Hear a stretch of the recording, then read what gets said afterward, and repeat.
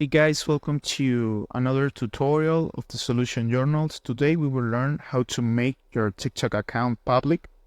So the first step is go to the application of TikTok, and here we need to go to the option of your profile. Here in the down part of the feed, you got the option of profile, a side of inbox, and after that, I know if you got a private account.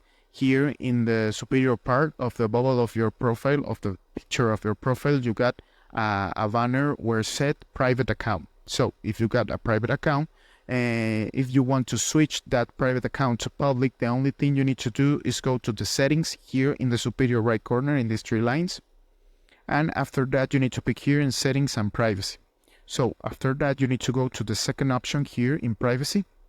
And I know where here in the private account you got the switch in blue. So if you want to disable that option, the only thing you need to do is pick in the switch, and that's it. You complete the process and you got a public account. So remember, you need to pick here the switch. If you got the option enable, the only thing you need to do is pick in the switch, and that's it.